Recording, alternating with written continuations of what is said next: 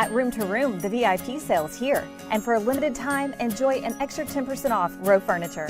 From classic neutrals to bold statement pieces, Row gives you modern style with timeless comfort. Don't miss the VIP sale happening now, only at Room to Room Tupelo. Hear that? That's the sound of your life. But every time you drive after drinking, the music gets drowned out. Buzz driving is drunk driving. Mississippi's trusted weather experts. This is Mississippi Live Weather at 6.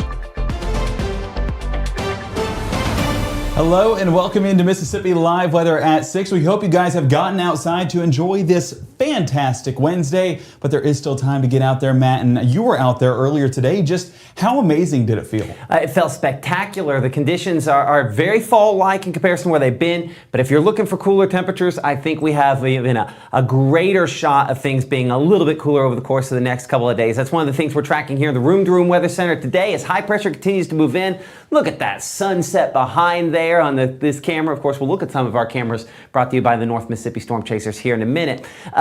So as we clear out, we dry out, and any stickiness is gone. Temperatures are going to take a step back, maybe 2 or 3 steps down. We could have some 40s conceivably. Maybe that's pushing it, but we'll look at when that could possibly arrive, come up here in a couple minutes. And then, of course, Severe Weather Preparedness Week does continue, Gabe, as we, a lot of times this time of year, we're thinking, okay, it's beautiful weather and fall, change in the leaves, that's all important, and certainly we're stepping that direction, but we prepare now for things like tornadoes and other forms of severe weather. We'll have the very latest, of course, on how we should be thinking ahead on this midweek time period, and hopefully folks took heed and thought about their storm shelter today with that tornado earlier on. Exactly, and we talked about severe weather kits at the beginning of the week as you walked folks through that, and then we talked yesterday severe thunderstorm warnings. So lots of things we need to discuss, and this week is just to get you guys prepared, but we'll talk more details about that coming up here in just a few minutes on Mississippi Live Weather at 6. As we bring it back here to the Room to Room Weather Center, you'll see the first 12 sees a dry forecast, 75 degrees around 7, falling into the mid-60s around 10, so any late church midweek services, well, of course, they will be getting a little bit cooler, might need the long sleeves handy. But towards tomorrow morning, yes, you do see that correctly, 50s going to be a realistic possibility and an expectation as we get started with our Thursday, and so that's just a sign of those cooler temperatures, those 2 or 3 steps back really pushing into the picture. Caledonia giving us a great sunset right there, 78 degrees, feeling like 79. Dew point's currently at 69 degrees. This is the number to pay attention to, that dew point falling off over the next few days, and that's what's really going to let those temperatures cool off even into tomorrow morning as well. Edinburgh, sorry about that, 77 degrees, feeling like 79, and dew point 68 degrees as well. Even down there, we're going to see those temperatures and dew points fall off overnight. And Batesville, a beautiful sunset right there. You can see the sun reflecting off of those buildings right there in Panola County, 79 degrees, and again, feeling like 81. This is one of our less breezy spots, only about 3 miles an hour, but elsewhere been up to 5, 10, even a 15 miles an hour this afternoon. And if it wasn't cool enough for you, well, those winds made it cool enough for you. It was just a great addition to what was already a spectacular forecast, and we'll continue to enjoy that into those evening plans. Let's get back into Mississippi Live Weather Radar, and as you can see right here, I'm going to put a loop that circulates back to 12 hours because you might notice that we have not been tracking anything rainfall wise since that time frame. A lot of this is going to be bugs or things like that moving through the forecast, but overall, nothing on our radar that we need to be concerned about when it comes to precipitation, when it comes to the significant precipitation at that. So fortunately for those afternoon plans, if you do have any that take you outside, this is as ideal as we get when it comes to this great forecast. So looking at our analysis mode right now, you can see as we expand things out that we're going to continue to enjoy those dry conditions. A few showers out there down south along the Gulf Coast regions, but that's kind of what is left of this frontal boundary, weakening out and pulling a little bit more there towards the east, but what's left of it, that slight boundary continuing to allow some of those showers and storms to occur around Baton Rouge, New Orleans, and Hattiesburg. And of course, back behind it, we'll just continue to enjoy the dry forecast here in North Mississippi. Let's go ahead and get into Futurecast right here. And as you can see, there we go. As you can see, actually, let's go back. I think technology is playing with us right now. Let's go ahead and take it back one graphic right here, and we're going to expand things out to kind of see the broad scope of what is exactly going to take place overnight. And that front continues to progress out there towards the Atlantic coast, and high pressure dominating our area here in North Mississippi. Those same conditions are expected to continue towards 2 and 3 o'clock. But this line of clouds right here, you can kind of see how that recedes further towards the Gulf, and that's going to drop off just a bit. There's that line around 3 o'clock. Watch as we push into 4, 5, and 6 o'clock. Really receding right there. And this is still during our nighttime hours. So that's going to allow the earth to kind of cool itself here in North Mississippi, and that's where we'll see temperatures drop as a result. So if you don't see a significant change into those first couple of hours this evening, it's really going to be happening during those really, really early morning hours on our Thursday. So excited about that. And if you want to wake up early enough to experience it, well, be my guest, but I will probably still be face to pillow around that time, and I will enjoy what's happening around 9 or 10 o'clock in the morning. So it just really depends on what time you get up and what the temperatures are when you get out the door. But either way, whether it's at 6 o'clock or 9 o'clock, you're seeing a great forecast for it. 55 degrees, like we mentioned, 6 a.m. And for folks waking up around 9 a.m., 61 degrees, noontime 74, and climbing into the upper 70s by the afternoon. And you'd think that this is due to some cloud cover in the sky, kind of blanketing our sky. No, not at all. We're seeing plenty of sunshine all day long. So get out there and enjoy it. If you're unable to today, if you're unable to yesterday, tomorrow. That's a prime opportunity for it, and especially for your Friday, as those Friday night football games and our Friday night game of the week in Aberdeen kicks off. We're going to have more detailed look at that forecast coming up here in the next 60, what to expect rainfall-wise, and little hint, there isn't any. And also a look at those temperatures and just what to expect in that extended forecast. An exciting forecast that we're excited to talk to you more about. And we also are talking to you about severe weather preparedness week, how we need to stay prepared whenever a tornado is possible. We'll walk through that in more detail coming up on Mississippi Live Weather at 6, live from the Room to Room Weather Center in the next 60.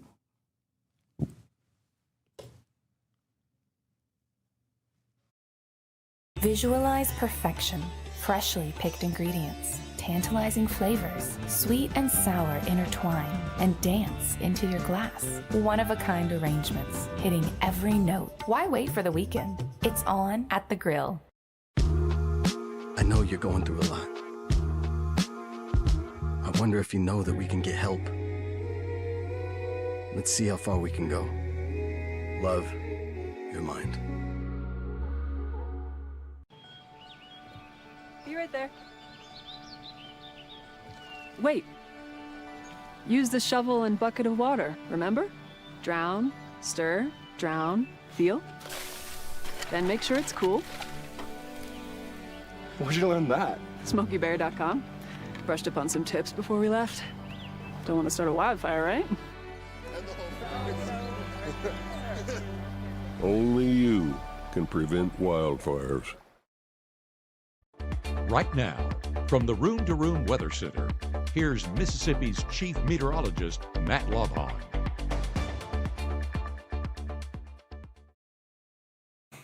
Well, we are clear across the region here, and not a lot of folks complaining that we need some moisture. It is kind of working our way toward the end of the growing season, so maybe it's just at the Law Pond House. Not too terribly sad to see that grass growing a little bit more slowly as we inch closer to November. But nothing but bugs and things like that, birds being detected there on Mississippi Live Weather Radar at this time and on its latest scans. We did have, again, some showers around over the last 24 hours or so that we've been tracking here in the Room to Room Weather Center. I'll show that 24-hour rainfall, and you can see where we did see some estimations of some rainfall over the last 24 hours, but I do think not all this is meaningful as that indicates. But really, if you look over the course of the last week, we've had some off and on rainfall, but certainly most of it across the state has not been overhead for us. So we definitely need a lot more of that, and unfortunately not the case. But what we have had, some pretty nice shots here, like this one coming in from Pontotoc of those kind of mid-level clouds there. Appreciate Kristen Pontotoc for sending us the harvest moon. I don't know if you saw it last night, right above the horizon. I was coming back from soccer game with my son, and most of the time I'm like, the supermoon stuff's bogus. It's like everything's a supermoon. If it's not the small one, it's a supermoon, right? But it seemed like it was a little bigger last night. Kristen Pontotoc again capturing that, and appreciate her for sharing that with us using the Mississippi Live Weather app. You can send in your pictures with the app as well. Come up here pretty soon. We have a pretty exciting way in which you can send in those pictures on the app and maybe possibly make some money, especially in severe weather coverage. Don't want to give it all away now, But let's just say with True Shield Roofing, I think we're going to have the biggest hailstone contest. It's kind of one of those, it's a negative thing if you've got hail, but if you have a hailstone greater than 1 inch and you're the biggest hailstone that day, we're looking at some gift cards there. We'll talk more about that as we get closer. Thank you to the True Shield Roofing folks for kind of helping us out here at Mississippi Live Weather and the Hail Detection Department, allowing us to kind of bring in some new technology as far as that is concerned. So rainfall down south, closer to that front where, again, we've had the rainfall, and since that's moved away, drier air has come in as well. I mean, look at this. We're only 75 right now, Starkville, 76 degrees in Tupelo, low 70s to the north, but this is the real number. 46 to dew point there in Jonesboro versus 66 Tupelo. That's a 20-degree temperature swing on the dew point. And if I go back and show you the actual temperatures for a moment, notice it's only 2 degrees there on the actual temperature. So why does that matter? Well, the drier air is what makes it much more pleasant. And that is where the fall-like feel comes, the humidity kicking on out of here. Again, looking back at that moisture though, a lot more still down to the south. So if you're down in Starkville or farther south, it's coming. Just got to give it a little more time. Your church forecast this evening, 78 at this instant here. By the time those church groups are wrapping up this evening, around 8 to 9 to 10 o'clock, we're low 70s and then into the 60s. But that's a pretty decent drop in temperatures there. More than 10 to 12 degrees there in some spots over the course of that time. So a lot of folks probably already headed out the door for that. You'll need a jacket if you haven't already gone out. Those north winds have a cool feel to them as well. They continue into tonight. Futurecast, as you can see here. Again, that northerly wind and the clouds thinning out somewhat. Now, how quickly they thin is really the key to how far those temperatures drop by early tomorrow morning, because you'll see we still keep just this little blanket there. Grenada, Bruce, back toward Houston and West Point, 3, 4 o'clock, 5 o'clock in the morning. If that clears any quicker, the temperatures tomorrow morning do definitely go cooler than this. So that's why we're still holding about 58 for that temperature there in Macon, 57 Kosciuszko. You can wipe that out there. Might be 55 and 54 for some of those spots as well. We're down to 52 Corinth and Holly Springs. I don't think we're dealing with the 40s tomorrow morning. I think we'll be closer to that by early Friday and Saturday morning into this upcoming weekend. But still, this is a lot closer to what we expect for this time of year. We should be mid-50s. That's right on target for where we're at to begin tomorrow. Our IMPC school day forecast, we're at 54 degrees at drop-off, 70 by lunchtime, and 77 by the last bell. But that 77 tomorrow versus our upper 70s and low 80s we had today is going to feel drastically cooler with the humidity front. Now, listen, with the humidity dropping, that makes a difference, but there's still gonna be a little bit of a wind, so definitely in the morning at drop-off there, that 54 cool enough, you will want to have a longer layer, a jacket necessary, even though we know the kids are gonna throw it in the back or drag it on the ground on the way home tomorrow, because it will be warming up enough for that in the afternoon. North-northeast winds, again, drier air, clear skies, fairly calm conditions as far as the weather is concerned. I say that, the winds will not be cold, continuing out of the north and northeast. That's a dry direction for us, so bringing us drier air as we progress throughout your Thursday. Honestly, an excellent lunch date kind of day. Now, I will say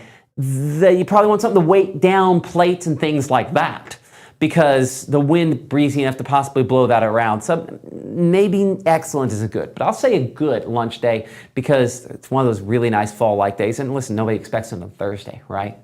Guys, I'm trying to help you out here for the plans. Just think about that as an idea, or maybe at least patio weather for this. All the rain chances back to the east of us out there into Alabama. High temperatures, normal this time of year, somewhere in the neighborhood of the lower 80s. We're going to be probably upper 70s, as you can see here in Tupelo at 78, 79 degrees Eupora, Houston, and Bruce. Remind me after this show, Gabe, we need to get you the one that has the normal ride on there and the record highs. So we'll put that into your workspace there as we're still tweaking things on that. But 83 there in Columbus and Macon, some of our warmer locations. Again, more humid south. That holds temperatures up a little bit more in the afternoon as well as in the morning as well. So continue to keep things dry with a little bit more cloud cover around for late Thursday evening. Again, this is the question. How much of this cloud cover here in the area? There's just this very weak disturbance kind of moving overhead. We've swept most of the moisture down the Gulf, so I'm not really thinking meaningful moisture out of this.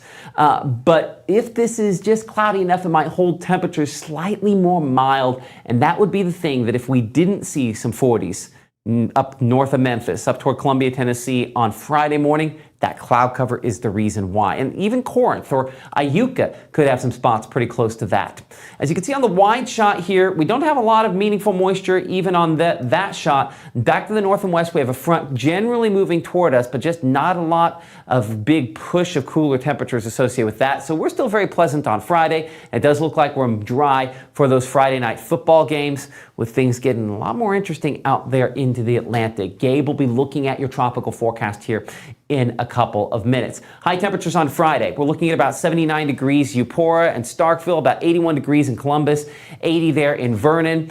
And now when we're upper 70s for highs, and of course we're losing sunlight each day, that does make it a little bit cooler for those forecasts for all of our Friday night football games. In particular, when we're talking about our game of the week, we're going to be down in Aberdeen. Aberdeen versus Choctaw County. Super excited. Again, two great teams. Two teams we haven't covered so far this year, so excited to be down there to see them. You can see that Friday as well as tomorrow is the cool spot, and again, the only 2 days we're below our normal for this time of the year. We go up a lot more in the extended forecast there. Need to add some pause points on these as well. And then as you can see, dew points. This is where we see the bigger dip there. Much more manageable for those dew points by your Saturday and Sunday. If you're looking for what feels like fall, that's probably the time period that we feel the most like fall as that settles into the area. As we look at the forecast, again, 7-day forecast here, we'll start hour by hour on your low temperatures here first. Yeah, as you can see, a lot of those temperatures, 50s for the lows, our coolest days there. Saturday, Sunday, we want to kind of exaggerate how much warmer some of those other days were as far as that's concerned. But even then, as you can see, we're getting closer to something that feels like fall. So from 54 in the morning, we're 74 by noontime, 78 the high temperature under mostly clear skies. Again, those clouds are really the only question for tomorrow, but not questioning, we're not seeing precipitation. That's the way this goes. Dry again for your Friday, 57 that low temperature. That next boundary bringing some slightly cooler air as we look towards Saturday and Sunday, lower 80s and upper 70s out there, again under almost completely clear skies. Keeping it probably middle 80s as we look toward Monday and Tuesday of next week. Now, do we have all the football forecasts in this show here, or we can show those coming up in the next block? Yeah, we can show those. I think that's what we'll do. We'll get your high school football, your SEC football forecast, and we will look ahead at what's going on in the tropics, talking about severe weather prepared this week. So still a lot to come, despite it being 6:17 here on Mississippi Live Weather. We'll see you in about 60 seconds.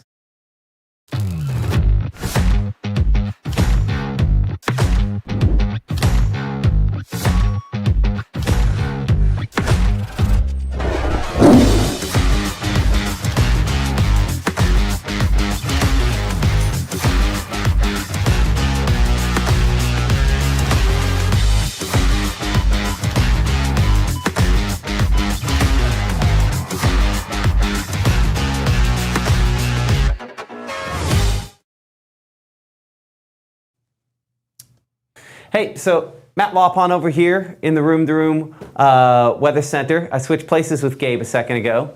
Do you want to switch back for a second? Swap back? Let's swap back for a second. Okay, sweet. ready? Whoop. You didn't see this. Ooh. Nothing happening here. That's what happens when you pre-program something, right? Exactly. You think that technology wants to cooperate, but it has plans of its own. I mean, granted, it does what you tell it to do. That is fair. You just have to, if you're Matt, you have to occasionally double check what you told it. Well, do you want to go ahead and go, I'll take over football forecasts and stuff, or do you want to talk about your No, you do that team? right there, and I'll take football forecasts, and I'll switch you out when we get to tropics. All right, well, go ahead and, yeah, it should be pulled up, and if you want to... I was going to say, go ahead and talk about it. Okay, well, yeah, what we're talking about today is severe weather preparedness. And one of the things that was a big focal point today was tornadoes. And tornadoes is always a big emphasis whenever it comes to our forecast here in North Mississippi, because in the spring, that's of course our more active time, but it's even a realistic possibility as we get into the fall and winter months. I mean, you see April, of course, peaking out at about 7.5 in those average number of tornadoes per month. That number can vary. We did have an active April this year.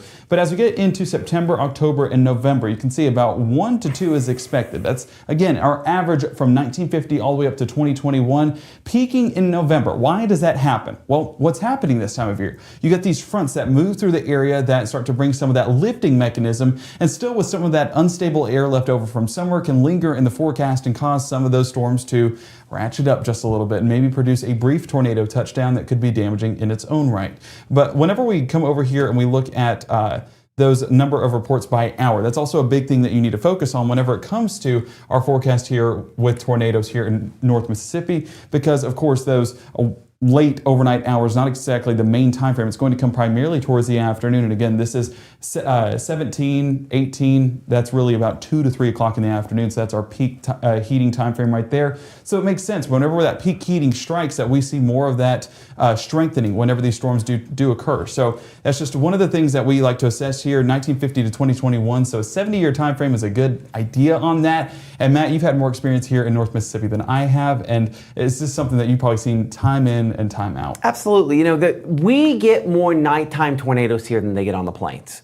But our prime time is still going to be afternoon to early evening. You know, 16, you can subtract 2 from that. That'd be 4 p.m., 5 p.m., 6 p.m. really is the time period where typically we have mature storms that have moved in. We also sometimes get those squall lines with isolated tornadoes. But I think the other thing you notice on that graph there is you have that peak for the last hour of the day, for the 23rd hour. That'd be 11 p.m. there. See how it kind of comes back up all the way on the right-hand part of the screen there. It comes back up just a little bit more than the rest, right? Yeah. And so, you know, we do get nighttime tornadoes, and nighttime tornadoes are the most likely to be killer just because you always have that one person, if it's my time, it's my time, you know. I talked to somebody about that the other day. Luckily, they said, if it's my time, it's my time, but they're like, but I still pay attention. We still have the app to wake us up just in case. And that is one of those instances where part of the reason we always talk about weather call, and I'll show that here for just a moment, and we'll talk more about, you know, how to keep you and your family safe as far as that's concerned, come up here in a few minutes. But weather call is just so important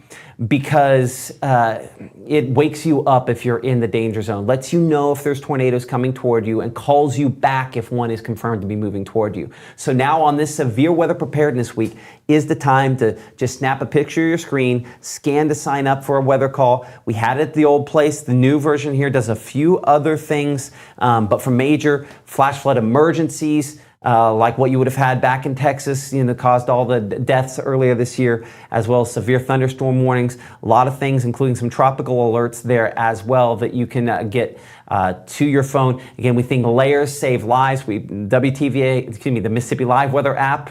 We're going to have to work on some programming here during severe weather season. I'm going to say those letters way more than I should.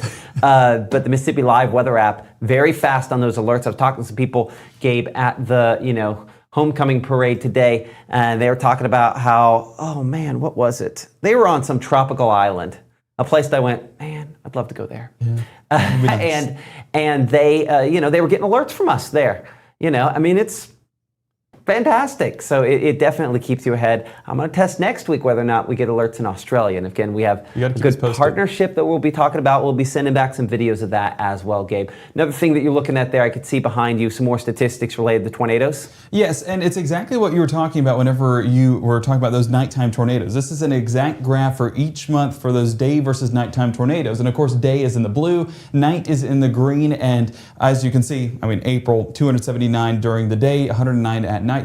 But I am very curious, Matt, and I would love your input here. November, 23 daytime tornadoes, 122 occurring at night. That seems like the anomaly on this graph, and I'm curious as to the reasoning behind that. And so whenever glancing at this, it all kind of made sense until November, and then it's like, what's squall lines? I think it's you're going to get, so you're very rarely going to get a supercell set up in November, right? Yes, yeah. Supercells are typically going to be individual cells by themselves that they are going to be the ones that tend to happen a little bit more often at night. They happen during the day. At night, you're going to get a squall line coming in with spin-up style tornadoes. So I do think, again, just-in-time moisture, but actually, you tend to have just-in-time moisture more in the spring. You have plenty of moisture here with a system coming in. So I would argue that those tornadoes are probably more likely, and hopefully the next graphic shows this, to be a little bit weaker. But I think that's part of the reason why at night ends up being the case. We also change the time in November, so we do cheat a little bit, but not to the extent that there's such a disparity there. And again, that's the same thing in December. As you can see, it gets closer to 50-50 December, and step out of the way from January. Yeah, January is 50-50 as well. So it's the squall line tornadoes, but once you get more into true supercell tornado time period, late February, March, April, May, that's when it shifts clearly more toward daytime. And those are the tornadoes that typically plague the plains. And I would love to have another chart, and I might reach out to the National Weather Service and see if they want to put their magic together on another one of these for each year, because I'm curious if some of those November tornado occurrences, the more active seasons, occur when the summer tries to push on a little bit longer. You know, like right now, we're still dealing with those warm temperatures up until today. And so would that have made the environment a little bit more active for potential severe weather if, you know, the front interacted at the right time of day with the right type of lift? You know, it's kind of like when we always talk about big snow events, how, you know, in order for us to get a big snow event, you know, you can't just have to be 31 or 32 degrees, right? Yeah. You know, so it could be the warmest winter on record, you're 32 degrees, and have what could have been a rain event if it had been 33 and just dump snow.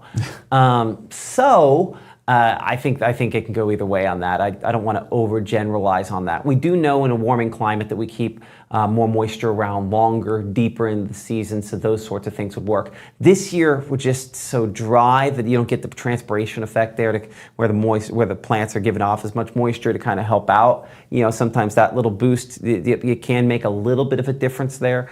Research still ongoing on some of that, but yeah, that's what I would say on that. I gotcha. Well, and that makes perfect sense. And honestly, all the more reason why transpiration this time of year, it's not a good thing, because it also keeps the humidity down, right? So what we're dealing with right now is, of course, that drier forecast. And Matt, I know you're tracking that for our high school game of the week, right? Yeah, thankfully, our KC Lott High School game of the week is looking dry, looking clear. But Gabe and I, probably by the conclusion of that one, we don't have the wind on there. We'll be less breezy. It's been the last couple days. 64, probably feeling a little bit cooler than that. You'll want the long sleeves to go over top of the short sleeves. Maybe short sleeves when you head out there initially. But honestly, 74 for that pregame temperature isn't exactly warm. That's the 6 p.m. temperature there. So looking like it's going to be a good week to enjoy some of those high school football games. Kickoff also for our SEC football this weekend is going to be Ole Miss there. Of course, Washington State coming in. You know, I mean, it's not often you get, again, power conference there coming into Avant Hemingway, and so I know the crowd's going to be electric there. I mean, obviously we get SEC power conference folks, but you know, when you get these non-conference games, it should be a big game. Will be warm enough in the afternoon that clearly you want a longer layer in the Grove earlier in the day, but by the end of that, you know, you're going to be fairly warm there, especially if you're in the eastern stands, getting a decent amount of sunshine all game long from that one. So looking dry and in a lot of ways good. Mr. Gabe Maynor has a thought on that. I had to say something about the Mississippi State tie in this matchup, because you know, Mike Leach, the legendary coach for the Bulldogs, actually started at Tech, didn't he? His first head coaching job was at Texas Tech, yes, in Lubbock. While I was there, I got to live through the amazingness that went with that. I remember hearing the story. It was so fun just listening to that. And but I mean, he went to Washington State, and so Washington State still having some ties to Mike Leach. That's kind of where he got really going in his coaching expertise in the air raid offense. And so this is almost, I don't want to call it a mini Egg Bowl, but kind of a Egg Bowl light in the circumstance. So Bulldog fans, is Washington State going to do better or worse than Mississippi State's going to do when it comes to the Egg Bowl? See, that depends. How healthy is Mississippi State at the end of the year? Because at the start of the year, I would have said, hey, that's a competitive matchup. But every week we lose about 10 players. And so if we even have a team at the end of the year, I'll be happy. Well, I'm excited to see how that goes. You want one more Mike Leach tie-in, and I'll bring this up every once in a while. Did you ever see the shot of him doing the weather? Did you show that? So I was the one that actually made the graphics for that back in the day. Really? Yeah, back in my very first station, I was about a year into TV. You got to bring that back at some point. If there's I don't own the rights to it, so you know, getting back on the air might be a little tricky. But I could probably convince the folks there back at KMAC KLBK. It's for a legend. Texas. You have to. It is for a legend, allegedly. Even no, he's definitely a legend. So yeah. Anyway, amazing guy. Rest in peace. So yeah, looks like good warm forecast there for Mississippi State and Wazoo coming to town. We're looking at Alabama and Missouri. Oh, I said Missouri. I said it right. Oh, your Kansas people are ashamed. I have never stopped in Columbia, Missouri, and I never will. So anyway, I'm a Kansas person. We don't like Missouri, so I'm a huge Alabama fan this weekend. Roll Tide, roll. 71 halftime, 73 degrees. The concluding temperature there, a little bit cooler, cloudy, but at this point looks like hopefully dry as far as that game goes. Hopefully Alabama puts Missouri out of their misery. Hopefully there is some rainfall in the form of their tears, right? Well, hopefully over there. Change that Bam over there behind you. I think we can swing that over. And Gabe, you're looking at the tropics here as well, right? Yes, and one of the things that we are watching is what's left of Jerry. I saw a few folks in the YouTube comment section talking about, what's left of Jerry, what exactly can we expect, and currently watching Jerry just outside, well off into the mid and lower Atlantic, watching another development right here towards Mexico, and of course that is not really expecting to be anything too significant to develop, but there's you're getting a view of it right there towards Mexico, moving into Mexico, so even though it's in the Gulf, not exactly going to play a part in our forecast. So let's go ahead and get into our track for Tropical Storm Jerry. Still about 60 miles an hour during your Wednesday afternoon. And as we get that forecast going, you can see 60 miles an hour, the latest winds on that, and 1,000 millibars at that pressure level. So still has a ways to go before it reaches Category 1 strength. But that's really the expectation with this storm, kind of topping out around that storm, or around that speed, should I say, 70 miles an hour by Thursday afternoon, and extending that forecast into our Friday afternoon. That's when we expect Category 1 strength to be put in place. Category 1 persists into Saturday, persists into Sunday, and then as it starts to move north and northeast out into the Atlantic once again, away from us here in the central United States, that's where it will remain, and it should be starting to diminish by that point. So this is not a storm that we're necessarily worried about. My dad is most worried about this because his name is Jerry and he doesn't want to do damage to the United States. So that's where his tie comes into play. But well, luckily they're not his or hers. They're right, its. You're right. You're right. Well, he likes. I know he is not an it. He is a he. And he feels an emotional tie to the storm. So I get it. And then Gabrielle earlier, the Mainers are just taking over 2025 season. What can we say? And I told, I'll put this on the record here, that we're not letting Gabe convince Annalise to name a child after a 2025 hurricane because of that. I'm on your side, Annalise, on that one. Well, there goes Karen off the list, but I don't think you... I mean, maybe Karen. Y'all might land on one, but I'm just saying that I'm standing up for her, that she doesn't have to do that. Well, we always had a joke, and this is something that behind the scenes, I don't know, I feel like, we can have story time at 6:31. Back in the day, I used to always want to name... have a junior and have Gabe Jr., but I would call him GJ to be original because I've never heard of a GJ before.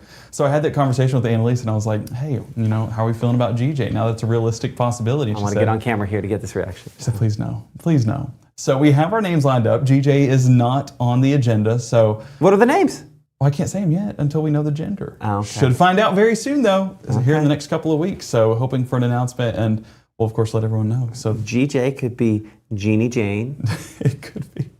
There's some hey, if you're an advocate for GJ, I'm going to send this to I'm an advocate for whatever Annalise Matt is wants. on my side in this. No, I am absolutely not on your side on this one.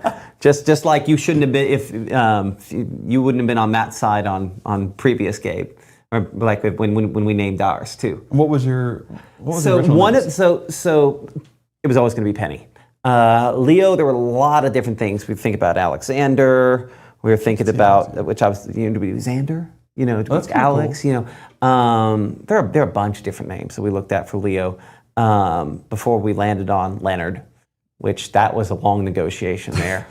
That's why sometimes if you've ever seen our hashtags on Instagram, please explain these because Annalise has asked me every time, and I said I have no idea. So Leo's is NNBBL, which is No Name Baby Boy Lobhan, because for the first day and a half, he didn't have officially a name. We knew that we were going to call him Leo, but Emily wanted to name him Leo, and I'm like, no, Leonard. And this was like a back and forth, and are we okay? If we can't agree here, do we go to Alex? Do we go to what do we go? All over the place on that, and so that's why it's No Name Baby Boy Lopon. Fun, and then okay, so Penny's is not just a little girl, but a baby girl. It was just a random thing that fell out of my mouth one time. We should just say it to her when she was sweet. She's not just a little girl; she's a baby girl. That's sweet. So anyway, so that's what the hashtags are, and luckily nobody else uses those hashtags, so it's a good way for us to... Yeah, you can keep track of posts. Yeah, absolutely. I love that. Anyway. You just answered so many questions in the Manor household that we had, and every time I came into work, I meant to ask you, but it's like, with all the things we've got actual stuff to do, actual work to do.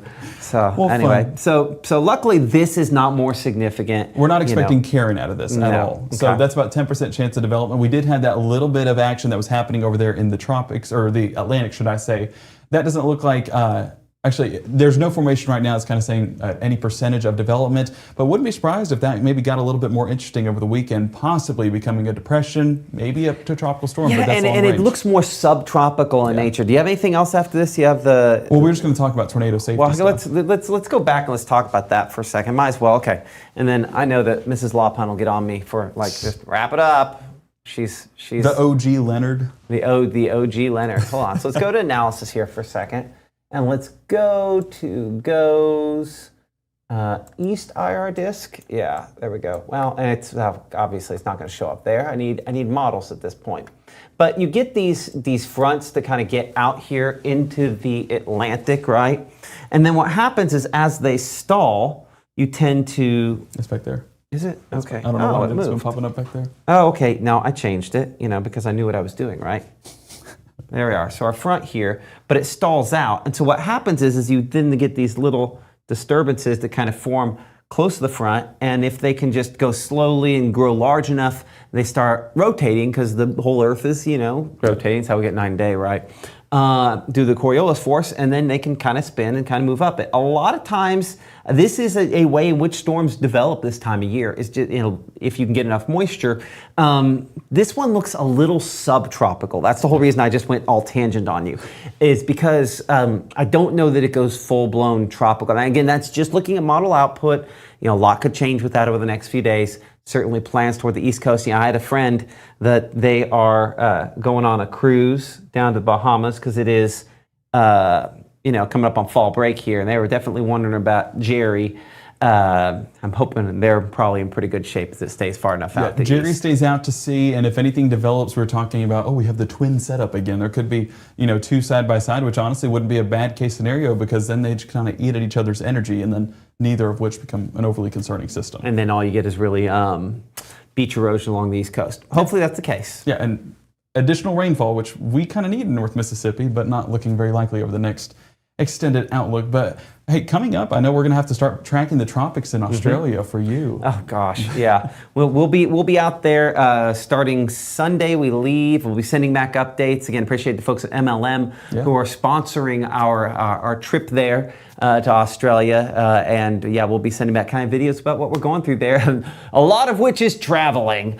We figured it's 32 hours there, body time. When you cross the date line, it's one of those like, hey, you're going on a 2-week vacation, except for, almost half of that is traveling. You need to do one of those videos where it's like, hour 0, and this is Matt Lobhan excited to go to Australia, and then you get to the end of the trip, and it's like, this is hour 32.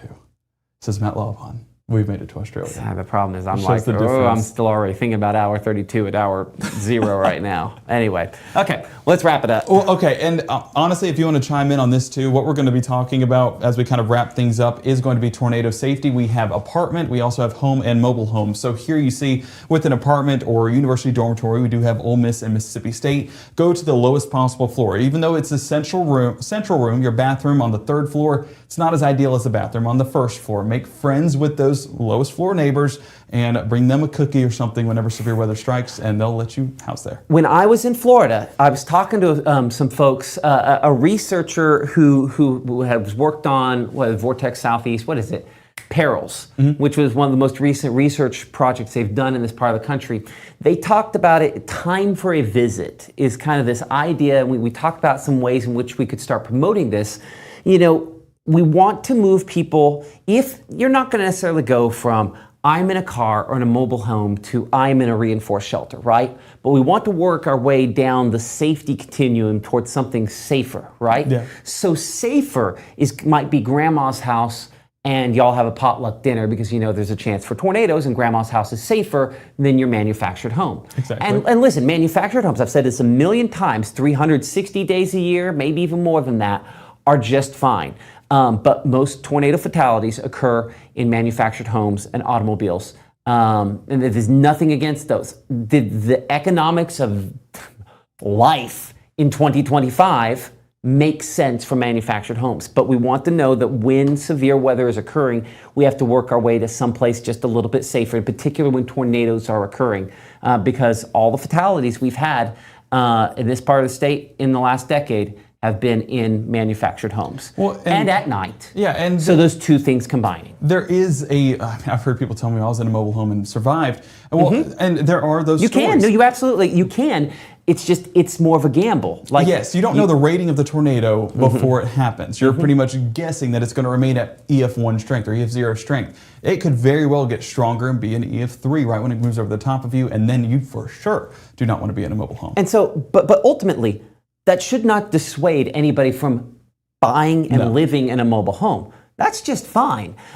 It's just we need to move to someplace a little bit safer, and so it's time for a visit, maybe to a friend's house. Yeah, and same thing I would say if you live in a second floor apartment. Yes. And in many apartment buildings, just normal apartments, we need to be going to something on the first floor, going to someplace house. And so we're going to start promoting this idea of, I don't want to say tornado parties, because that implies things that where we start making choices and we're not paying attention as well.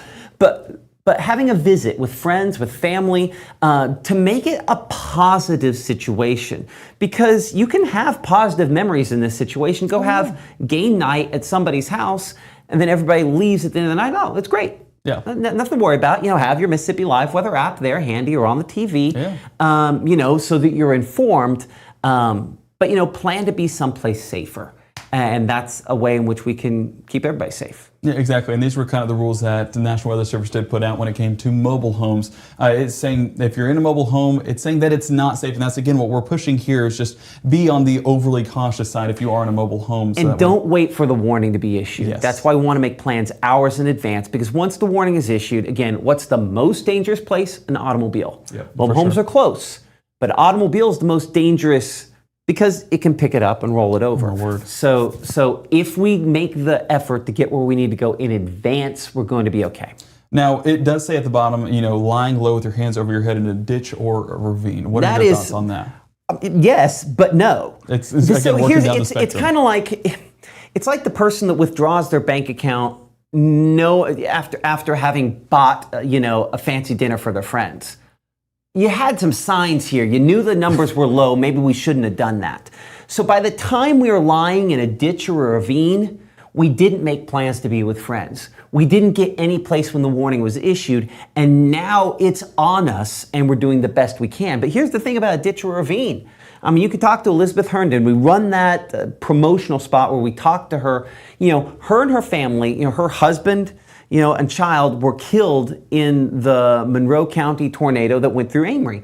And the whole house was tumbled and thrown, and they were in a ditch, and she has all kinds of broken to pieces, and she's trying to hold a child above, death from water, flooding level, in this ditch, and luckily was able to get somebody as the water's coming up to help rescue her in-laws over there. I point that out to say, but yes, ditch or ravine will save you from a tornado, but clearly there are other impacts. If you have no other option, okay, but we've made a lot of mistakes or a lot of choices by the time we get into a ditch or a ravine.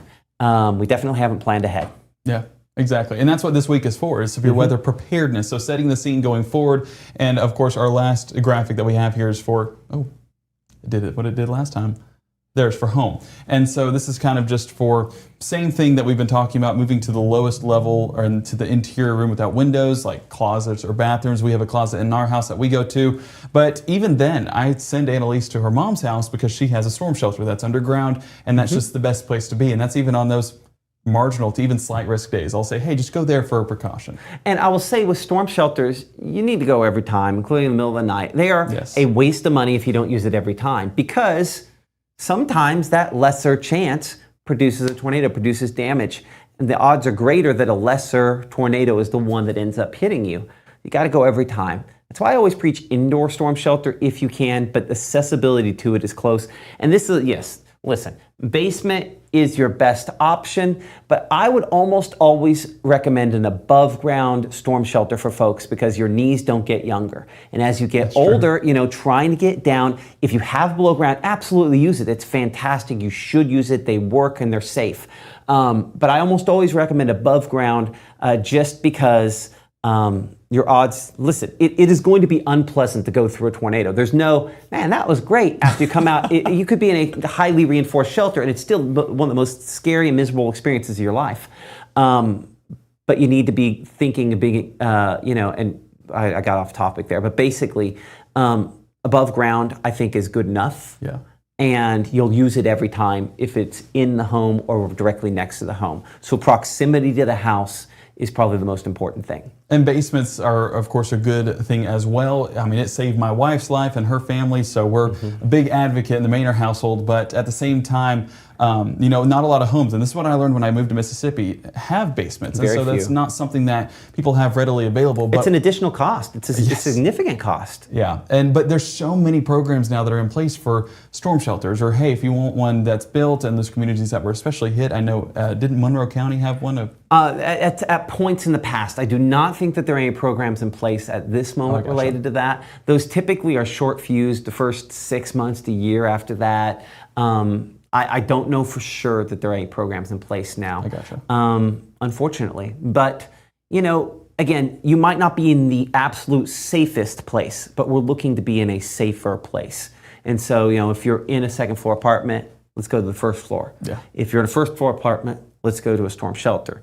If we're, we want to be in a reinforced shelter if we can, but, move to the safest possible location. And that might mean away from cars and mobile homes into something different. And it might mean moving down the floors if you can. Yeah. I love the concept of, I know you don't like the party part of it, but the tornado safety parties. Well, I don't, it's not that I don't like it. I just know somebody's going to get a little too crazy with the party. Tornado throw party. It's tornado season. It's tornado party. We're going to do the Gabe Maynard drinking game. How many hairs are out of place? That's how many shots we do. Oh, man. There's the shot. Right? Literal shot. Yeah. But, and some people are going to do that. It's just that then increases the likelihood of people going to the porch and yelling at Mother Nature. And Mother Nature always wins. I'm going to put extra gel in my hair on severe weather days. How about that? Then the drinking game doesn't exist. Yeah, absolutely. My hair will be perfectly in place. So anyway, gather wisely.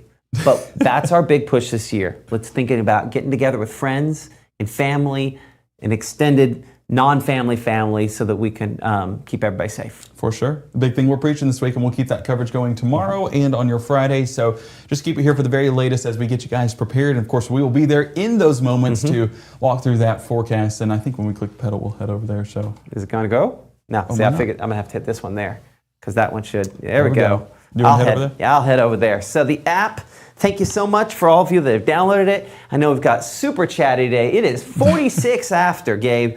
Well, at this point here, we might as well just look in there and see what you got. Anything else in there? Hang on, let me see. People were talking about the football game earlier on, 20 minutes ago or so? Yeah. But everyone just saying have a wonderful week. They just grateful for the dry weather that's going to be in place and staying safe whenever this week going on. Going ahead and get those plans in place. And that includes severe weather kits. Go ahead and put those in your tornado safety place. And of course, find your tornado safety plan. How do you get the most safe in those situations? That's what we want to figure out as we head through this week. Absolutely, just a little bit more safe. Of course, our next broadcast here coming up at 10 o'clock from the Room to Room Weather Center, likely to be a little bit shorter than this one. Maybe, if you're making the third this long, it's probably a good one. Of course, updates related to just how cool those temperatures are going to be the next couple of days. Gabe's actually going to probably be looking at low temperatures for not just tomorrow morning, also Friday morning, as we're trying to see, are we chasing the 40s? We'll see how close to that we're getting here in the Room to Room Weather Center coming up on Mississippi Live Weather at 10. We will see you then, and have a great night.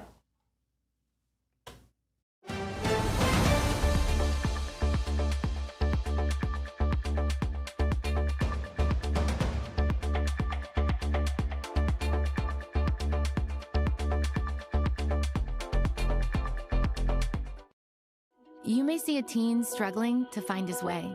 At Boys and Girls Clubs, we see a teen gaining the confidence and skills to land his first job. Kids today need people to see their potential and help them achieve it. At Boys and Girls Clubs, we do whatever it takes to help kids succeed. Because when we see young people, we see limitless possibilities. Do you? Join us, Boys and Girls Clubs. Great futures.